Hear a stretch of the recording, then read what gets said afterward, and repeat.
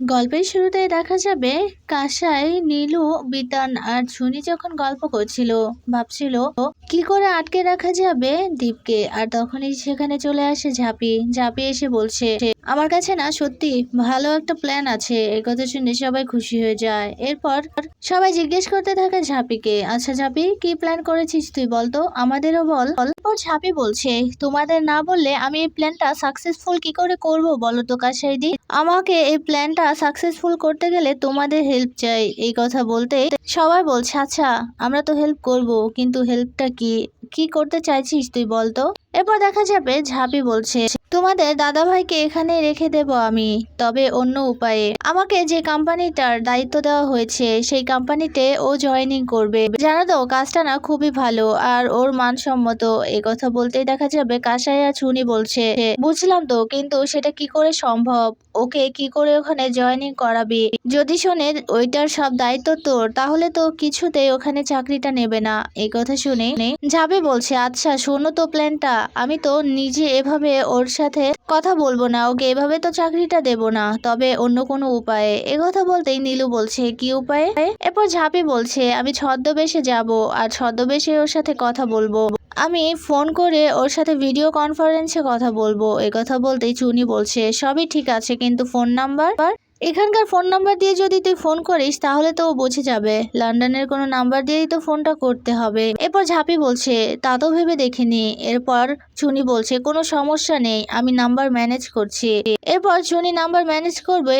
ঠিক তখনই নীলুদের সাথে থাকা সেই ছেলেটা বলছে, তোমাকে এত কষ্ট কে করতে বলেছে, আমি তো আছি। এরপর চুনি বলছে, তুমি আছো তো কি হবে। এরপর বলছে, আমার বন্ধু বান্ধবের থেকে আমি 1000টা নাম্বার নিয়ে দিতে পারবো। এরপর বিতান বলছে, 1000টা নাম্বার লাগবে না। এরপর চুনি বলছে, আমাদের একটা নাম্বার হলেই চলবে। এরপর সেই ছেলেটা বলছে, কোনো ব্যাপার না, আমি নাম্বারটা ম্যানেজ করে দেব। এরপর দেখা যাবে সবাই বুঝে পেলে চুনির সাথে ভাব জমাতে চাইছে সেই ছেলেটা। এরপর নীলু বলছে, আচ্ছা ঝাঁপি, তোর প্ল্যানটা কাজে দেবে তো। এরপর ঝাঁপি বলছে, আমি তো ভেবেছি অনেক কিছু, যে আমার প্ল্যানটা খুব সুন্দর করে সাজাবো আর আমি যা যা করবো সবকিছু প্ল্যান মোতাবেকই করব। তবে আমার প্ল্যানটা কাজে দেবে আমার মনে হচ্ছে। ওইদিকে দেখা যাবে দীপ বলছে, কাজটা আমাকে পেতেই হবে, সে যে কোনো মূল্যেই আমাকে কাজ করতেই হবে। যদি আমার ভাগ্যে থাকে বিদেশ যাওয়া, তবে আমি যাব। কথা বলে ল্যাপটপের সামনে যেতে ফোনটা বেজে ওঠে। এরপর ফোনটা রিসিভ করতে বলছে, হ্যালো কে। আর উপাস থেকে বিতান কথা বলছে অন্য ভয়েস দিয়ে, কিন্তু কিছুতেই চিনতে পারছে না দীপ। ওইদিকে দেখা যাবে দীপ বলছে, হ্যাঁ কে। এরপর বিতান ঝাঁপিদের কোম্পানির নামটা বলে দেয়, বলছে, আমি ওখান থেকে কল করছি। আসলে আমি আপনার সিভি গুলো দেখেছি, আমি আপনার ব্যাকগ্রাউন্ড সম্পর্কে সবকিছুই জানি, তাই আমাদের এই কোম্পানির কাজটা আপনাকেই দিতে চাই। আপনাকে আমার যোগ্য বলে মনে হয়েছে, আপনি যদি চান আপনি আমাদের কোম্পানিতে জয়েনিং করতে পারেন। এই কথা শুনে অনেক অবাক হয়ে যায় দীপ। মনে মনে বলছে, আমি তো অনেক জায়গায় সিভি জমা দিয়েছি আর ইন্টারভিউ দিয়েছি, ওখান থেকে তো একটা মেলও আসবে, এখন আমি কি করব। ওইদিকে দেখা যাবে বিতান বলছে, আপনার একটা ইন্টারভিউ নেব আর আপনি কি রাজি। কথা বলতেই দীপ বলছে, ওকে ঠিক আছে আমি রাজি। এরপর বিতান বলছে, আপনার ইন্টারভিউ রাতে 10টা বাজে নেব।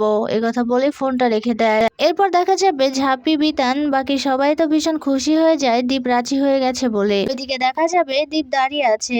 এরপর দীপের মা কফি নিয়ে এসেছে, বলছে, এই নে বাবা, কফিটা খেয়ে নে। তো চাকরিটার এখন কি খবর, তো চাকরিটা হয়ে গেছে। এরপর দীপ বলছে, না মা, আমার কাছে কনফার্মেশন মেল আসবে, এখনো আমি ভাবতে পারছি না কি করব, কিন্তু আমার কাছে আরেকটা কোম্পানি থেকে অফার এসেছে। কথা বলতে দীপের মা খুশি হয়ে যায়, বলছে, যেটাই করবি ভেবেচিন্তে করবি, আমি চাই তোর ভালো হোক, তুই ভালো মন্দ বুঝে তবেই কাজটা করবি, খুব বুঝে শুনে করবি বাবা, আমি চাই তোর খুব ভালো হোক। কথা বলেই সেখান থেকে চলে যায়। এরপর দেখা যাবে রাতে 10টা বাজলেই ল্যাপটপ নিয়ে বসে পড়ে দীপ। ওইদিকে দেখা যাবে মনিকা মুখার্জি নামে একটা অ্যাকাউন্ট থেকে কল করেছে দীপকে। দীপ নামটা দেখেই চমকে যায়, অবাক হয়ে তাকিয়ে আছে নামটার দিকে। ওইদিকে দেখা যাবে ফোনটা রিসিভ করে।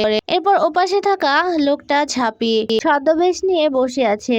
এইদিকে চুনি, বিতান, নীলু আর কাসাই দাঁড়িয়ে আছে। কাসাই তো বলছে, আমাদের ঝাঁপি তো কামাল করে দেখিয়ে দেবে এবার। ওইদিকে দেখা যাবে মনিকা মুখার্জি মানে ঝাঁপি কোম্পানিতে কি কি কাজ করতে হবে সেই সমস্ত কথা বুঝিয়ে দেয় দীপকে। দীপকে বলছে, আমি আপনার ব্যাপারে অনেক কিছুই শুনেছি। এরপর দেখা যাবে দীপ বাংলা ভাষা শুনে ঝাঁপিকে বলছে মানে মনিকা সরকারকে জিজ্ঞেস করছে যে আপনিও বাংলা জানেন, আপনি বাংলা বলতে পারেন। এরপর ঝাঁপি বলছে হ্যাঁ আমি বাংলা জানি, আমার বাবা বেঙ্গলিতে জন্মগ্রহণ করেছে আর আমার মা ইউকেতে, আমি একটু বাংলা জানি। এই কথা বলতেই ওদিকে দেখা যাবে ভীষণ খুশি হয়ে যাচ্ছে সবাই। কাসাই তো জোরে চিৎকার করে ফেলে। এরপর নীলু কাসাইয়ের মুখটা চেপে ধরে। এইদিকে দেখা যাবে ঝাঁপি ভিডিও কনফারেন্সে কথা বলছে দীপের সাথে, দীপকে সমস্তটা বুঝিয়ে দেয়। এরপর দীপ বলছে আচ্ছা আমি কি ওখানে গিয়ে কাজটা করব? এরপর ঝাঁপি বলছে না, আপনি আপনাদের দেশে থেকেই কাজটা করতে পারবেন। এরপর দীপ বলছে সেটা কি করে সম্ভব? এরপর ঝাঁপি বলছে সম্ভব, আমি বুঝিয়ে বলছি আপনাকে। আর ঠিক তখনই কাসাই এক কাপ কফি নিয়ে এসে ইংরেজি ম্যামদের মতো বলছে ম্যাম আপনার কফি। এরপর ঝাঁপি কফিটা নিয়ে থ্যাংক ইউ জানায়। এরপর কাসাই আরো ভুলভাল ইংরেজি বলবে, ঠিক তখনই ওদিকে ভয় পেয়ে যায় সবাই। বলছে কাসাই কি করছো কি তুমি? এদিকে দীপ যেন কিছু না বুঝতে পারে। এরপর দীপের সাথে কথা বলছে ঝাঁপি। ওইদিকে সবাই কাসাইকে নেওয়ার জন্য ডাকাডাকি শুরু করছে, কাসাই দি এদিকে এসো। এরপর চুনি নীলুকে বলছে নীলুদা তুমি কি করছো, কাসাই দিকে নিয়ে এসো। এরপর নীলু কাসাইকে নিয়ে আসতে যায় কিন্তু কাসাই কিছুতেই আসতে চায় না। এরপর নীলু জোর করে কাসাইকে নিয়ে যায়। ওইদিকে দেখা যাবে ঝাঁপি বলছে এটা খুবই সিম্পল, আমি দেখছি আপনাদের ওই বেঙ্গলিতে, আপনি যেন কোথায় থাকেন? এরপর দীপ বলছে আমি বর্ধমানে থাকি। এরপর ঝাঁপি বলছে আপনাদের বর্ধমানে তো অনেকগুলো কোম্পানি আছে, মানে যাদেরকে আমরা হেল্প করি আর কি, আমাদের সাথে যাদের যোগাযোগ আছে সেই কোম্পানি থেকে আপনি ওখানে গিয়ে কাজগুলো সেরে ফেলতে পারবেন। ওয়েট এক মিনিট আমি দেখছি। এই কথা বলে একটা ফাইল নিয়ে ঘাটাঘাটি করতে থাকে ঝাঁপি। এরপর ঝাঁপি খুঁজে বের করে ঝাঁপি ফিনান্সের কথা। এরপর দীপকে বলছে আপনাদের বর্ধমানের কাছেই তো একটা কোম্পানি আছে। এরপর দীপ বলছে কোন কোম্পানি? এরপর ঝাঁপি বলছে লক্ষ্মী ঝাঁপি ফিনান্স। এই কথা বলতেই তো আশ্চর্য হয়ে যায় দীপ। এরপর ঝাঁপিকে বলছে মানে মনিকা মুখার্জিকে বলছে আসলে ম্যাম ওখানে আমার একটা প্রবলেম আছে, আমি ওখানে বসে এই কাজটা করতে পারবো না। এরপর ঝাঁপি বলছে কি হলো স্যার, আপনার কি কোনো প্রবলেম আছে মানে ব্যক্তিগত? তো এ কথা শুনে দেখা যাবে আশেপাশে থাকা চুনি বিতান নীলু আর কাসাই বলছে আমাদের দাদা ভাইয়ের খুব ইগো, যেই শুনেছে ঝাঁপির কোম্পানি সেই না করে দিচ্ছে। এ কথাই বলছে ওরা। ওইদিকে দীপ বলছে হ্যাঁ ম্যাম আমার একটা ব্যক্তিগত সমস্যা আছে। এরপর ঝাঁপি বলছে আপনি অনেক টাকা পাবেন আর আপনার এই বিজনেসের কারণে পার্সোনাল সব সমস্যায় কিন্তু সমাধান করতে পারেন, আর আপনি যদি এই কাজটা না করতে পারেন তাহলে আমাদের বলে দিন। এরপর দীপ বলছে না ঠিক আছে আই এম ম্যানেজ। এ কথাই বলছে দীপ। এরপর ঝাঁপি বলছে ঠিক আছে তাহলে আমি আপনাকে পরে সমস্তটা ডিটেলসে মেসেজ করে দেব।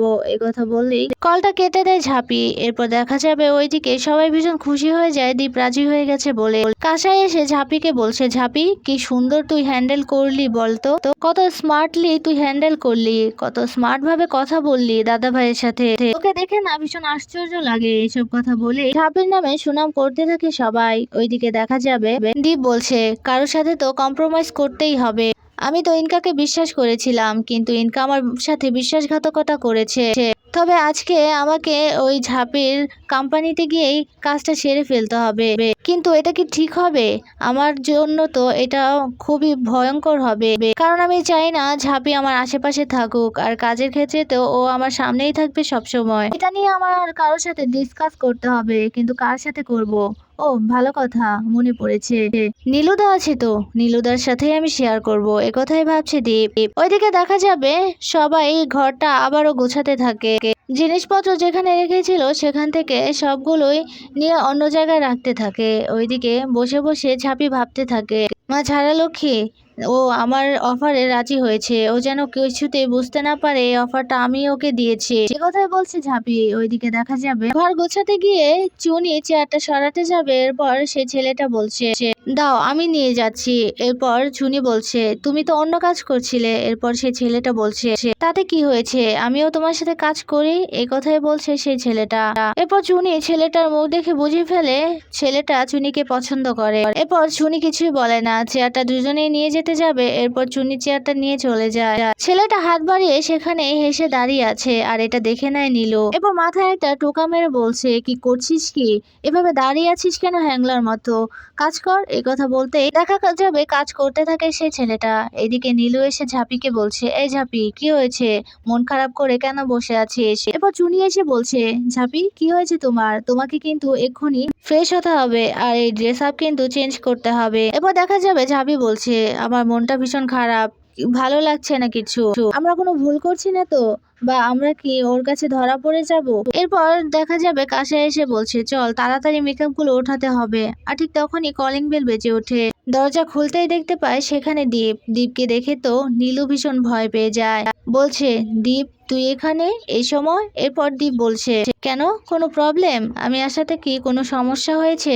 এই কথা বলে আশ্চর্য হয়ে যায় দীপ। এরপর নীলু বলছে, না কোনো সমস্যা হয়নি। ওইদিকে দীপের নামটা শুনে ভয় পেয়ে যায় ঝাঁপি। আশেপাশে থাকা সবাই ভীষণ ভয় পেয়ে যায়। এরপর ঝাঁপি বলছে, এখন আমি কি করব, ও তো চলে এসেছে, এখন যদি আমাকে দেখে নেয় তাহলে তো সর্বনাশ হয়ে যাবে। এদিকে চুনি আর বিতানো অবাক হয়ে তাকিয়ে আছে দীপের দিকে। এরপর ঝাঁপি গিয়ে লুকিয়ে পড়ে। ওইদিকে দেখা যাবে দীপ নীলুকে বলছে, নীলুদা আমার তোমার সাথে ইম্পর্টেন্ট কথা আছে, আর কথাটা এক্ষুনি বলতে হবে। এরপর কাছে এসে বলছে, চল না, আমার না ভীষণ মোগলাই খেতে ইচ্ছে করছে, বাইরে গিয়ে একটু মোগলাই খেয়ে আসি। এরপর দীপ বলছে, মোগলাই খেতে আমি নিয়ে যাব, ঝাঁপিকে বললেই তো হয়। এরপর কাসাই বলছে, না ঝাঁপিকে বলবো না, আমি তোর সাথেই যাব। ওইদিকে দেখা যাবে হাতের তলায় লুকিয়ে আছে ঝাঁপি। এরপর দীপ বলছে, দাঁড়া আমি এক্ষুনি ঝাঁপিকে কল করছি। কোনো বারণ না শুনে দীপ ঝাঁপিকে কল করে। ওইদিকে ফোনটা বেজে ওঠে খাটের তলা থেকে। এরপর দীপ বলছে, এই তো ঝাঁপির ফোনটা তো এদিকেই বাজছে। এটা দেখে ভীষণ ভয় পেয়ে যায় সবাই। ওইদিকে ঝাঁপিও ভীষণ ভয় পেতে থাকে আর মনে মনে বলছে, এ কি, আমি এখন কি করব, ফোনটা তো বেজে উঠলো। তাড়াহুড়োতে তো ফোনটা সাইলেন্টও করিনি। এরপর দেখা যাবে দীপ বলছে, দাঁড়া আমি ফোনটা নিয়ে আসি। এরপর কাসাই বলছে, না না তুই কেন যাবি, আমি দেখছি ফোনটা কি করে আনা যায়। এই কথা বলে ঝাঁপির হাত থেকে ফোনটা কেড়ে নেয়। এরপর দীপের হাতে দিয়ে দেয়। এরপর দীপ বলছে, আমাকে নিতে দিলি না কেন? এরপর কাসাই বলছে, তুই অযথা কষ্ট কেন করবি, আমি খাটের তলা থেকে বের করে নিয়ে এলাম। চল চল, আমি আর একটা কথাও শুনবো না, আমি এক্ষুনি যাব, এই চলো তোমরা সবাই। একথা বলে জোরাজোরি করতে থাকে দীপকে। এরপর জোর করে নিয়ে যায়। ওইদিকে দেখা যাবে ঝাঁপি খাটের তলা থেকে বেরিয়ে এসেছে। এরপর উপরওয়ালাকে দেখে বলছে, এবারের মতো বাঁচিয়ে দিলে, খুব ভয় পেয়ে গেলাম। ওইদিকে দেখা যাবে যাওয়ার সময় বলছে, কি এটা তো ঝাঁপির ফোন, আমার ফোনটা রেখে এসেছি, ঝাঁপির ফোনটা রেখে আমারটা নিয়ে আসছি। কথা বলে জোর করে ঘরের মধ্যে ঢুকে যায় দীপ। গিয়ে দেখতে পায় আয়নার সামনে দাঁড়িয়ে দাঁড়িয়ে মেকআপ তুলছে ঝাঁপি। ঝাঁপিকে দেখে অবাক হয়ে যায় দীপ।